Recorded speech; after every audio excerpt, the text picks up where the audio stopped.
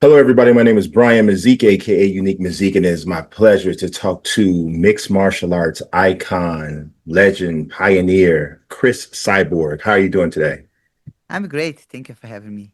All right, I appreciate your time. So, I want to talk to you about a couple of things, but obviously, you have a fight coming up against Sarah Collins.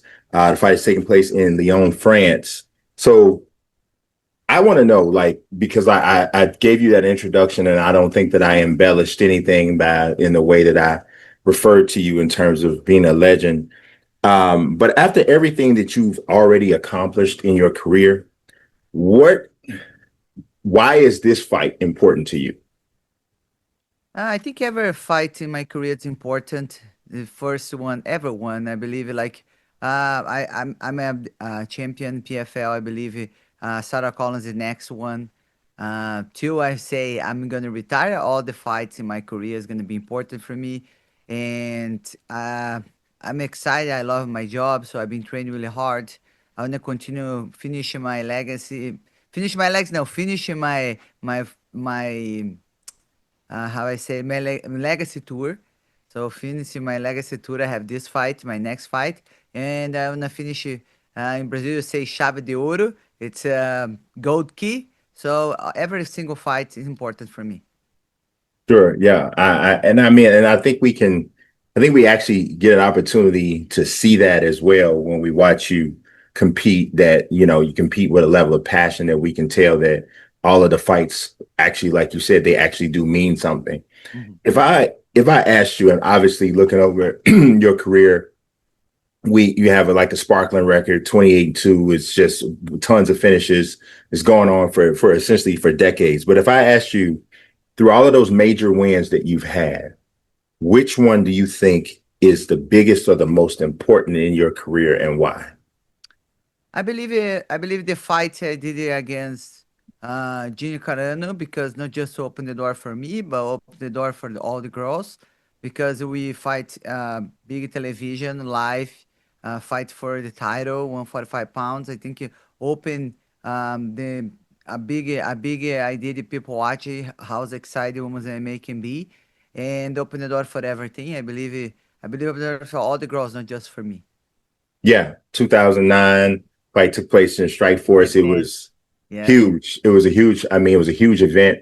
It was one of those fights that if you are a mixed martial arts fan, and many of us were at that time relatively new to the sport, that was the did you see that fight or are you watching that fight kind of a fight? So, and like you said, it was one of the first women's fights that I think it was the first women's fight that ever had that kind of a appeal to it. So yes, I understand why. It's not just about me or Gina. It's not Mhm. important for us, but I believe that fight was that time.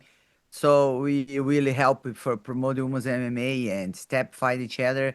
I think it was huge. Doesn't matter for me or her. If another people doing the same thing it's a big huge for the women's MMA for sure. Absolutely, absolutely. So your career started essentially 20 years ago, 2005, if I'm not mistaken. Yes.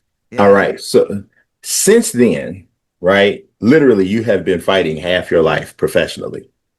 So, but since then, how has training, preparation, all of those things, how has it changed? Because obviously, as we age, we get older, preparing for fights looks different. How has it changed for you?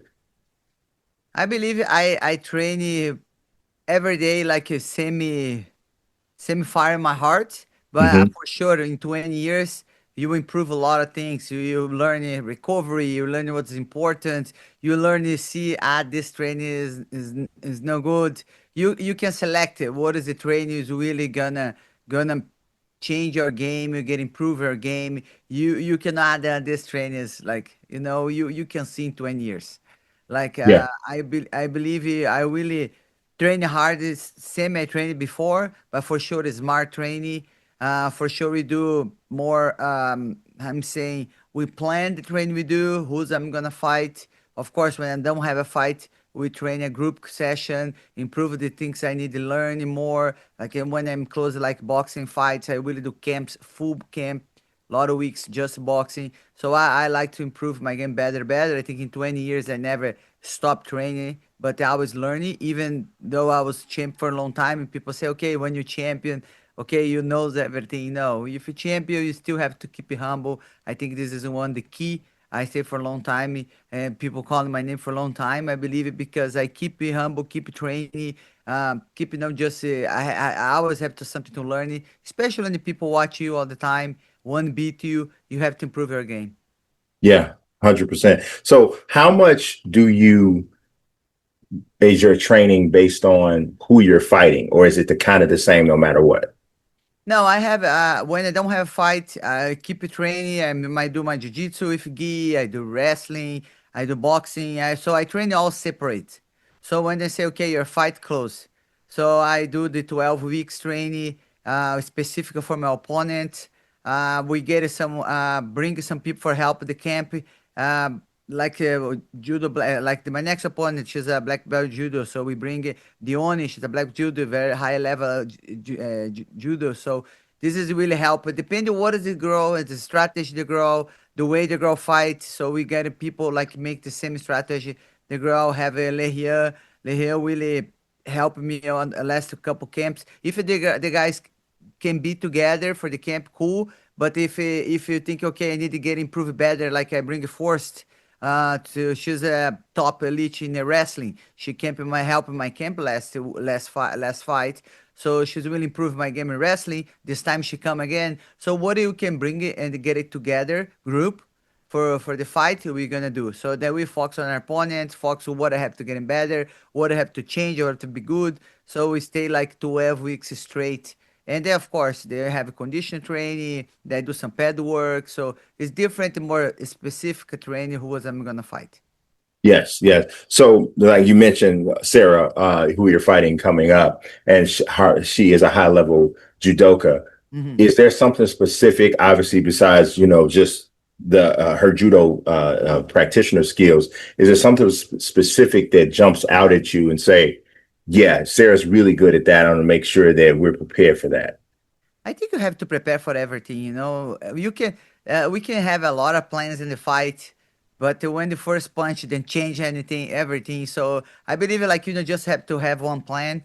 You have to be ready for any situation in the fight, and of course she's a black belt judo. Of much I respect to her game, MMA game, everything.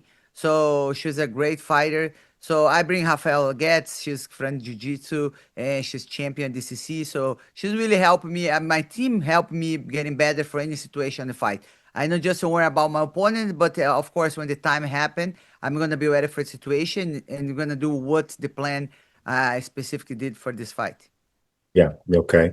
So, you mentioned boxing, of course, and you've had a really successful run with the fights that you've had.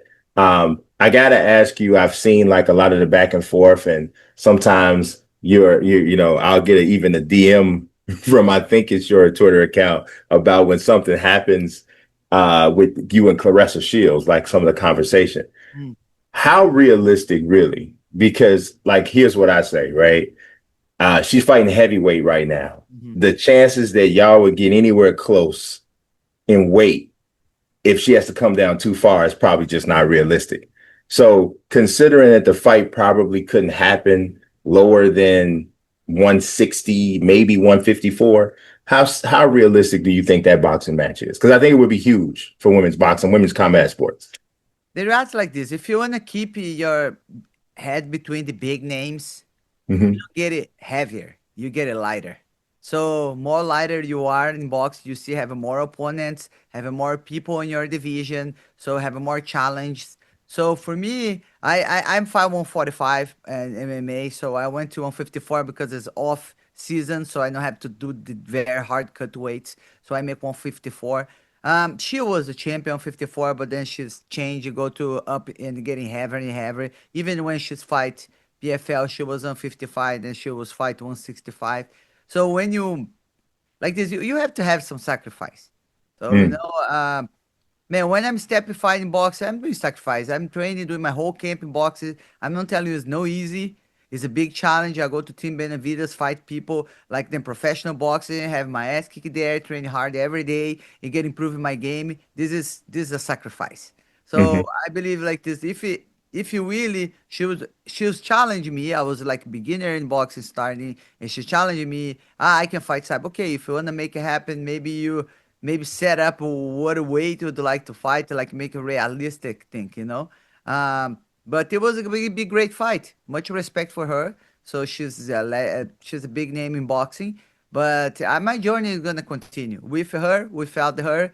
I'm focused on my next fight to Sarah Collin, and for sure when I'm fight again boxing, I'm looking for before I retire to fight for one title in my career in boxing and have this opportunity because this I put a lot of for the work. And but for now, my focus is Sarah Collin, December 13th. Yeah, I hear you. I do agree with what you're saying there about the sacrifice and how, if you think about it, like Terrence Crawford jumped up 14 pounds to fight Canelo Alvarez. So that was a great fight that he wanted to make happen. So he did what he had to do to make it happen. So I agree with that. I got to ask you this too. This is again, Maybe I have to jump out for what 200 pounds. right. Man, I don't know. I don't know. I 200 don't. pounds. I think it's What like is the limit? Okay, one. I think it's like 165, 170. 155. What is the limit?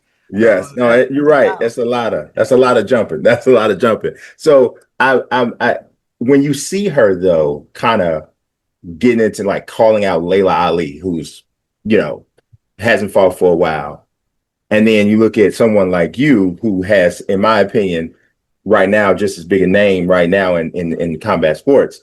What do you think when you see that calling out of Layla Ali and things like that? So in my career, I see so much this, the people calling me out. People gonna call you out. Sometimes they don't wanna really challenge you fighting. Just because you're big name and they need the one light and spot, and they're gonna say your name for them people giving you attention. So Hmm. much respect for Leila Lee. She's did a lot for the sport for boxing in her time. So we have to keep the respect for her. So I believe like when Chris just calling her out, I think she's just the one she just wants people look to her. So, Hmm. example, when I was champion Strike Force around the starting fighting, she started calling me out. So Hmm. it's just not because she's really wanna fight me, but it's a strategy. Some people have this strategy, talk bad about the others, for then can people light up.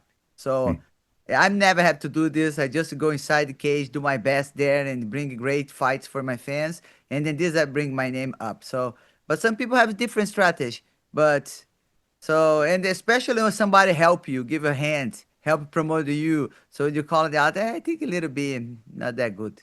Yeah. So I question: are you the greatest female mixed martial artist ever?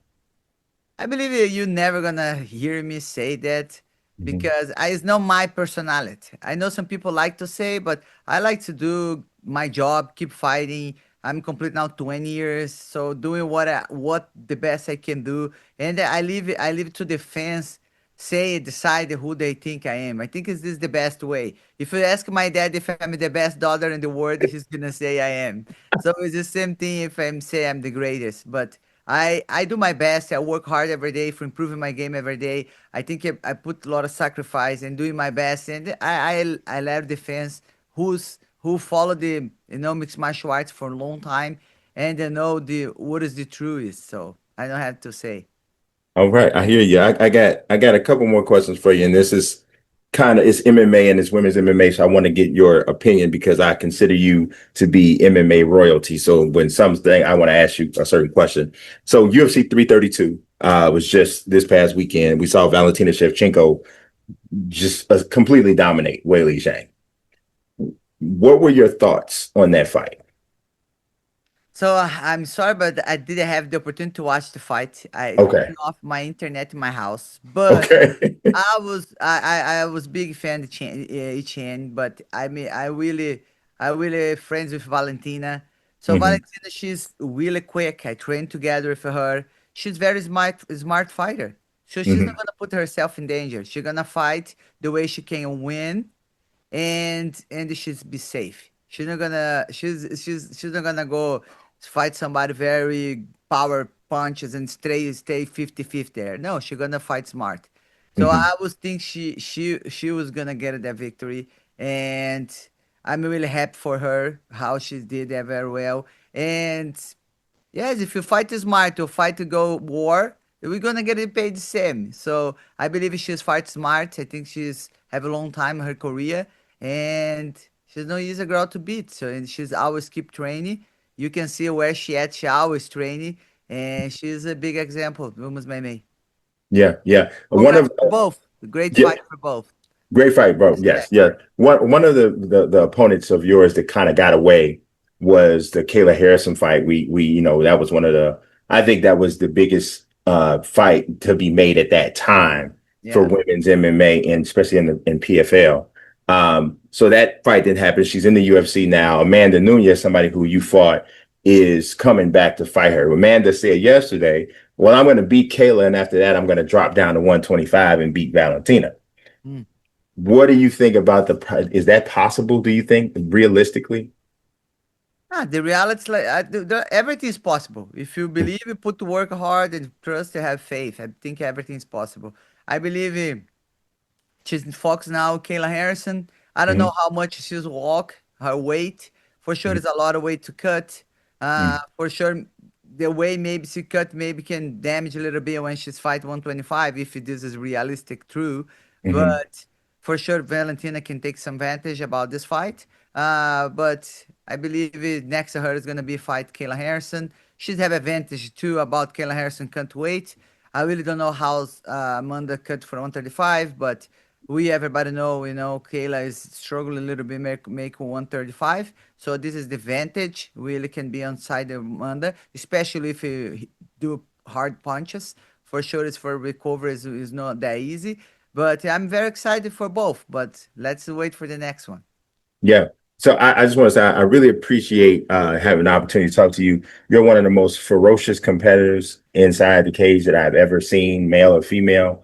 There is something about the way a cyborg fight transpires, and it just feels different. And I think that's why you don't have to call people out because it just kind of carries the vibe. So I appreciate that. Appreciate the opportunity to talk to you, and good luck on your fight coming up next month. Thank you very much. I appreciate you.